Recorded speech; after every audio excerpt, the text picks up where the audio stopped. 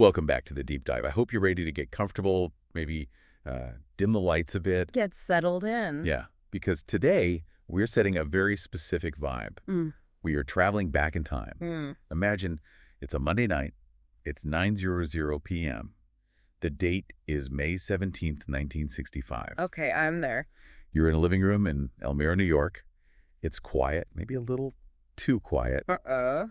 And on the table, right there in the center of the room, there isn't a crystal ball or a tarot deck. It's a business contract. It's a business contract. That creates quite an image, doesn't it? I mean, we're so used to deep dives on, history or science or tech trends. Right. But today we're doing something a little different. We're looking at a negotiation strategy meeting. We really are. But the consultant isn't a lawyer, and he is definitely not a literary agent. No. The consultant is a disembodied personality named Seth. Exactly. We are mixing the boardroom with the seance room today. Yep. We are looking at session 155 of the early sessions, book 4 of the Seth material. A class. And before we go any further, I just need to make sure everyone listening knows. This podcast is distributed free of charge on all major platforms for educational purposes. We are just here to, explore the ideas contained in the documents. And these ideas are fascinating because they bridge two worlds that usually don't talk to each other. Not at all. You've got high-stakes career moves on one hand and metaphysical intuition on the other. You usually keep your spooky stuff in the closet when the lawyers come over. You really do. So let's set the scene properly. We have Jane Roberts, who is the medium. She's the one who channels Seth. And in the sessions, Seth refers to her as Rupert. Rupert, right, which is her entity name, or the masculine aspect of her larger self. And then there's her husband, Robert Butts. He acts as the scribe. Joseph. Seth calls him Joseph. And the tension in the room is, you could just feel it reading the notes. This isn't just a spooky chat. There's real-world money and a career on the line. The stakes are incredibly high for them at this moment. Jane has just received a contract from a publisher, a guy named Frederick Fell. And this is for her book on ESP. Extrasensory perception, yeah. And, for any writer, getting a contract is the dream. It's the moment you wait for your entire life. It's the validation. It is. But Jane isn't celebrating. She is. She's stressed. She's been looking at this piece of paper for days. She likes some of the clauses. She hates others. And she is just spiraling. I think anyone who has ever had to sign a lease or a job offer or buy a car knows this feeling. Oh, absolutely. You're reading the fine print. You're wondering, am I getting ripped off? Should I ask for more? And usually, you call your dad or you call a lawyer. A professional. Jane and Rob. Yeah. They decide to do something a little more alternative. They do. And this is where our deep dive really begins. Because they don't just jump straight into the trance. No. Before they even speak to Seth, they use a pendulum. Okay, let's unpack this. A pendulum. To the modern listener, this sounds like a parlor trick. It does. You're holding a weight on a string over a legal document. What's that going to tell you? It sounds absurd, I know. But we have to look at the mechanics of what they were actually doing. They weren't necessarily asking a spirit to move the weight. So what were they doing? They were using it as a tool for what scientists call the ideomotor effect. The ideomotor effect. Okay, break that down for us. It's a psychological phenomenon where a person makes motions unconsciously. So you hold the string and you consciously try to hold it perfectly still. But you can't. You can't. Because your subconscious mind, your gut instinct, your deep intuition, it knows the answer, or at least it thinks it knows the answer. That subconscious thought triggers these minute, totally involuntary muscle spasms in your fingers. And that's what makes the weight swing. That's what makes it swing. So it's a bypass. Yeah. It's a way to get around the noisy, anxious, conscious brain, the part of you that's freaking out about the font size on the contract. And the legally... And ask your gut directly. Exactly. They were trying to access their own deep intuition without the filter of fear. And what's fascinating is the rigor they applied to it. Right. This wasn't just, let's see what happens. They did a sort of a double-blind test. I love that detail. I really do. It adds this layer of, scientific curiosity to the whole seance vibe. It does. So how did that work? Well, first, Jane uses the pendulum alone. She asks two very specific questions. One, should I sign this contract as it stands? Okay. And two, should I go to New York City to meet the publisher? And what was the result? The pendulum swings for yes on signing the contract. Wow. And no on going to New York. So that's Jane's subconscious speaking loud and clear. But then Rob gets involved. Right. So Rob Joseph, he comes into the room. He doesn't know what questions Joan asked, and he certainly doesn't know the answers she got. He's coming in fresh. Completely fresh. He picks up the pendulum and asks the exact same questions, but just mentally, in his own head. The pendulum swings the exact same way. Yes to the contract, no to New York. That is undeniable alignment. I mean, even if you're a total skeptic about the paranormal, that tells you something profound about their shared psychological state. It really does. They were completely aligned on a subconscious level, even if they were consciously stressing out. It gave them a baseline, a starting point. But here's the problem with the pendulum. It's binary. It's totally binary. It's yes or no. It can't give you nuance. It can't tell you why you shouldn't go to New York. It can't explain the legal ramifications of that decision. It's a compass, not a map. That's a great way to put it. And for the map, they needed the heavy hitter. They needed Seth. Precisely. So, the session begins. Jane goes into her trance state. Her voice changes, her eyes are closed, and Seth comes through. And he doesn't waste any time with, pleasantries or riddles. He jumps right into psychoanalyzing the publisher, Frederick Fell. This is where it gets really interesting for me. It's like Seth is doing a psychological profile on a guy he's never met. Right. Purely to gain leverage in a negotiation. It's fascinating.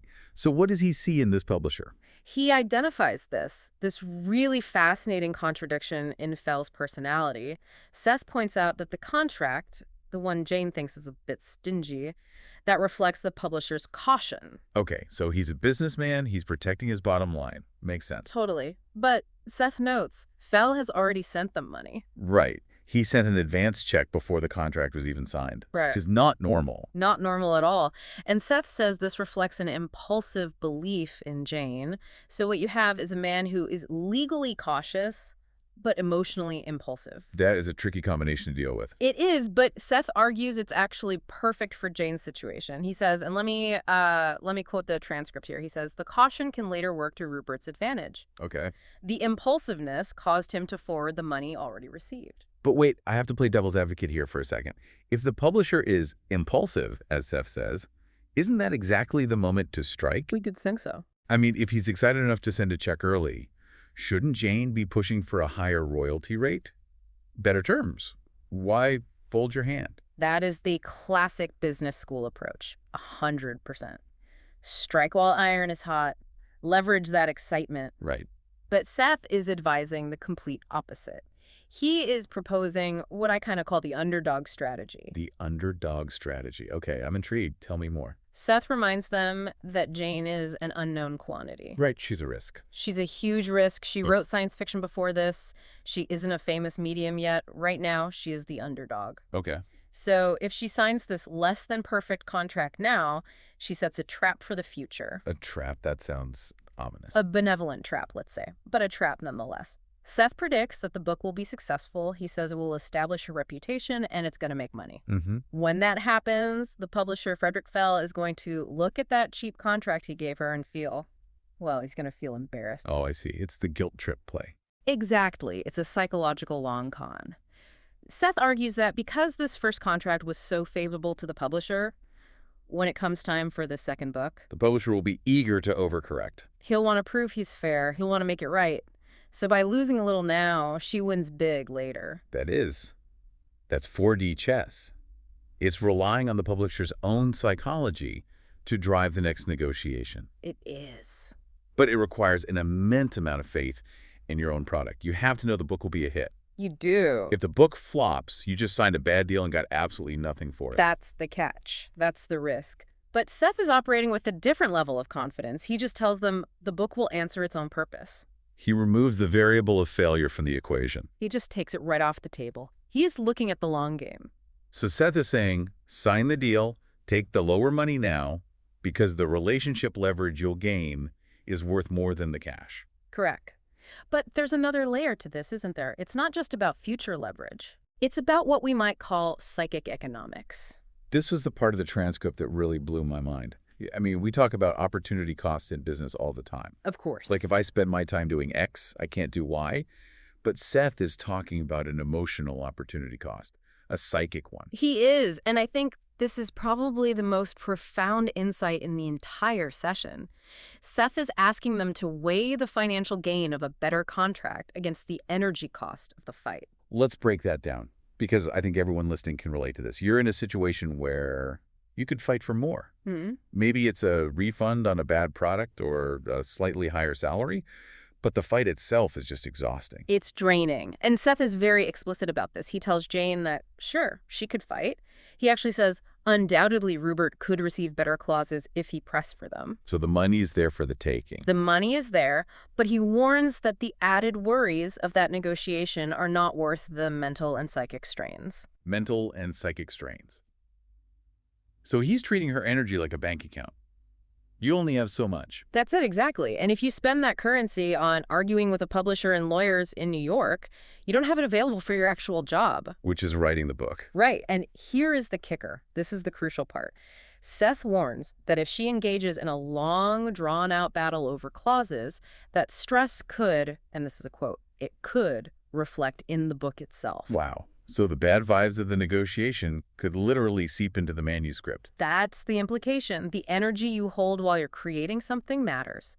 Seth says the most important thing is that the book be completed with full psychic and creative powers. So he's doing the math for them. He's doing the math.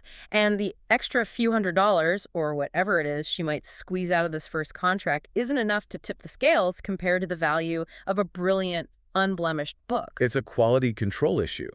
A slightly poorer author with a masterpiece is ultimately better off than a slightly richer author with a mediocre book because they were too stressed to write well. Precisely.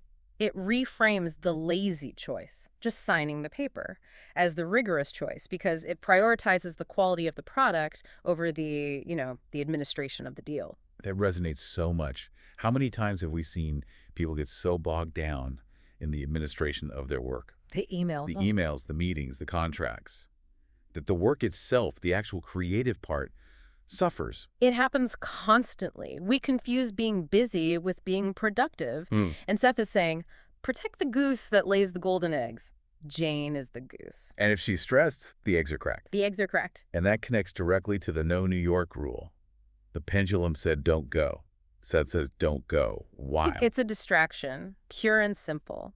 Seth says a trip right now just isn't advantageous. She needs to finish the manuscript. Right. If she goes to New York, she gets caught up in the author lifestyle, the meetings, the lunches, the publicity talk. Before the actual product is even done. It's putting the cart before the horse. You're celebrating the book before you've even written the ending. That makes a lot of sense. Seth suggests she can be lively in her letters to the publisher about publicity.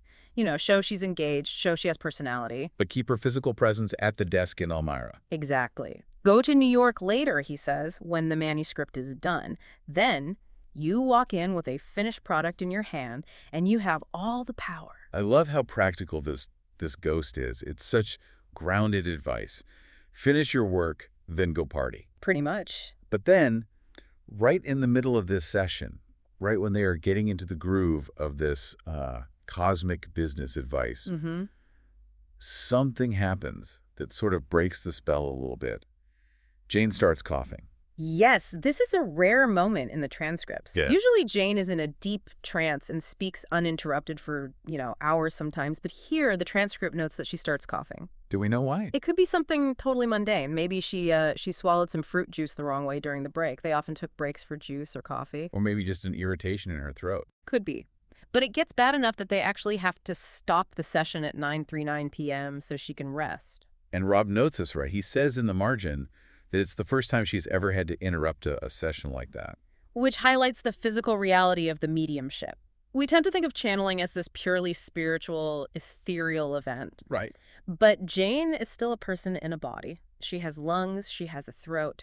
The energy involved in channeling is described as being incredibly intense, and if the physical vessel isn't at 100%, things can glitch. It's a reminder that even the supernatural is tethered to the natural. So, they take a break, she recovers, and when she comes back, Seth pivots. He does. He moves from contract advice to what I'd call productivity hacks for the psychic. Because if the vessel isn't healthy, the message doesn't come through clearly, and if the writer is burnt out, the book doesn't get written. So Seth lays out this really strict schedule for her. Let's hear this schedule. I feel like I need to take notes for my own life right now. He tells her, weekdays are for intensive work. He uses the word unceasingly. Unceasingly. That sounds grueling. That sounds like burnout waiting to happen. It does if you don't pair it with part 2 of the plan. He pairs this intensity with a strict rule for weekends. Which is? Complete relaxation or a total change of pace. No work on Saturdays and Sundays, period. So he basically invented the modern concept of deep work, followed by deep rest. 100%. He's advocating for high-intensity interval training, but for writing, you go hard, then you fully stop. No checking emails on Sunday, no, just one quick edit. You have to disengage completely to recharge the battery. That's the only way it works. And he had a rule about vacations, too, which I found kind of hilarious. The no fun allowed rule? Yeah.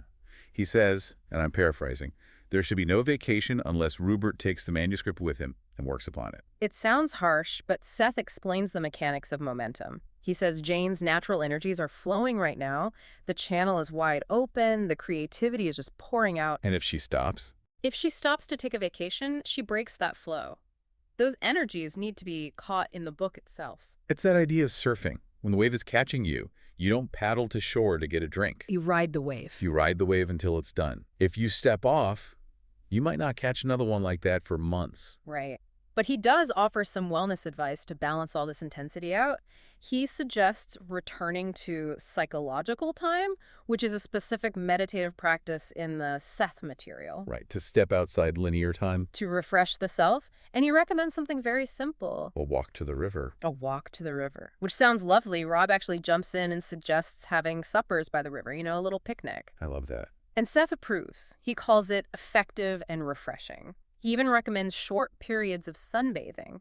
It's this beautiful reminder that even when you are channeling cosmic wisdom and writing a groundbreaking book on ESP, you still need sunlight and fresh air. Touch grass, Yeah. as the kids say. Seth literally told them to go touch grass. He did. And it serves a purpose. It resets the system so they can handle the intensity of the unceasing work during the week. Now, towards the end of the session, the conversation shifts. It goes back to that pendulum we talked about at the start. Rob has a technical question. He's the skeptic, the scientist in the room. He wants to know, why does the pendulum sometimes work and sometimes fail? This is such a great moment for anyone. It's like trying to describe a dream to someone. Exactly. In the dream, you knew the monster was your old math teacher, but when you say it out loud, it just sounds like a monster who kind of looked like Mr. Jenkins. You lose the essence. You lose the certainty, the feeling, or it's like trying to describe a complex painting using only binary code zeros and ones. You just lose all the color.